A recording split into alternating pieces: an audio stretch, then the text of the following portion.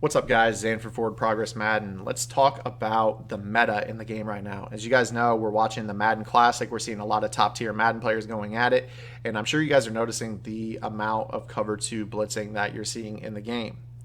Now, cover 2 blitzes can be tough because the pressure's getting there. You got flat support, you got deep half safety, so you can't just chuck it to the sidelines.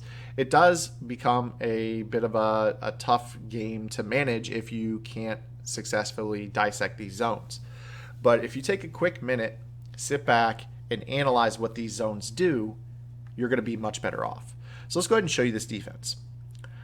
Cover 2 blitz with a nickel coming off of the trip side from the wide side of the field.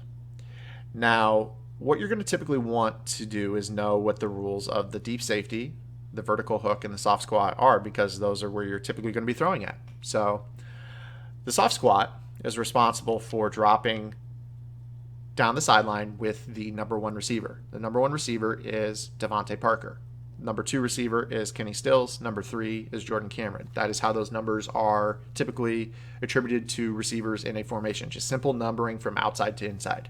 So what a soft squat zone does is he takes the number 1 receiver vertical. As long as the number 1 receiver is vertical, he's going to follow him down the sideline. That is until either number 2, Kenny Stills, or number 3, Jordan Cameron, break out. Now, Jordan Cameron has a long way to break out, so it's going to take longer for our soft squat zone to react to an out route by Jordan Cameron. But if Kenny Stills is to break outside, he is going to vacate the vertical route and send him to the safety. Now, let's go ahead and show you what that looks like. So we'll go ahead and just choose we're just going to go ahead and choose 4 verticals just for a second. And this is what it looks like. Now, I'm not saying we're going to pick up this pressure. I'm not even saying we're going to complete the pass. But if you were to run something like this, watch how Butler drops, and now he's going to go play. He's going to rally to that out route. We do take the sack there from the corner. And that's what makes these plays so tough to beat, is that it's cover 2, but you can't throw a sideline streak like you could in previous years.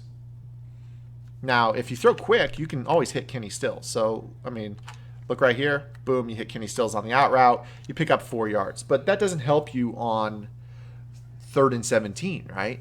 Okay, so that's where people are getting beat by the slant show 2s and the double A gap nickel blitzes and the nickel normal blitz 2 that we're running right here in this video. So we need to look at a way to big play this. Okay, so what we're going to do is typically you want to be on one hash or the other, have trips, and what you want is a slot receiver on a wheel.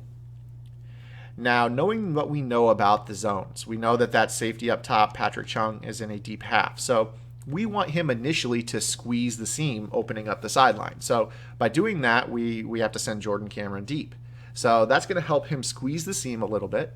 Now what we want to do is we want to keep that soft squat zone close to the line of scrimmage, and preferably covering Parker on a short route. The only way to do that is give Parker a route that has a vertical stem and breaks outside. So we're going to put him on a short out route.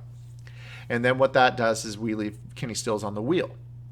Now, we know that nickel blitzer is coming on a blitz, but even if this were a situation in which the nickel blitzer was in a vertical hook, he is not going to follow Kenny Stills to the sideline on his wheel. So we know that this is a very safe option against a cover 2 shell. From there, all we have to do is worry about picking up the blitz. So we go ahead and slide protect to the right. We put Jay Ajayi on his delay route that we talked about in the previous video to help pick up the edge pressure. And we're going to try to buy as much time as possible to get Kenny Stills wide open for a big play. So we're going to, stand strong in the pocket, and we're going to throw this wheel down the sideline, and that is exactly what we wanted right there. We pick up about a 35-yard gain and a first down on 3rd and whatever. Now let's look at this from a all-22 film perspective, and we're going to see exactly what I was talking about. By putting Jordan Cameron on the seam route, he's going to make Patrick Chung squeeze to the middle. So watch right here. At this point, you have 2 receivers standing there on the sideline. They're not a threat to Patrick Chung. So Chung is going to squeeze inside on the seam.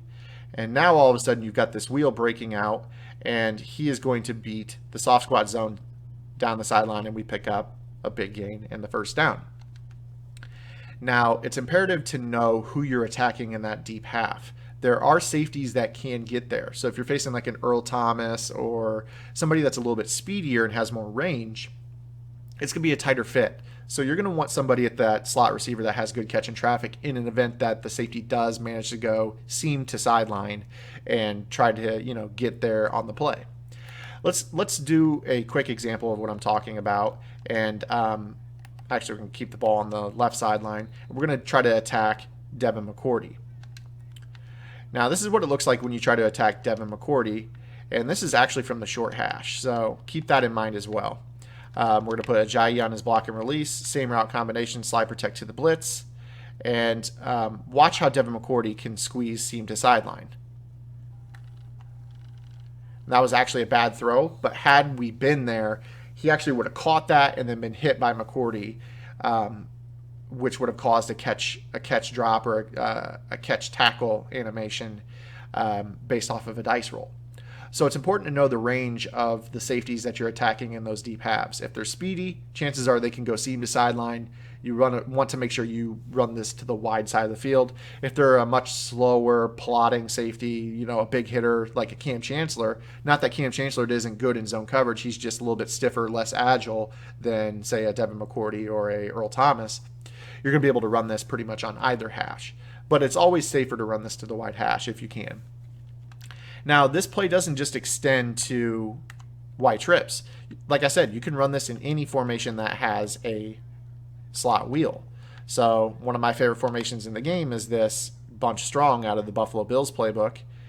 You can run this exact same route combination right here against the same blitz and watch how it gets open. Sideline pass lead.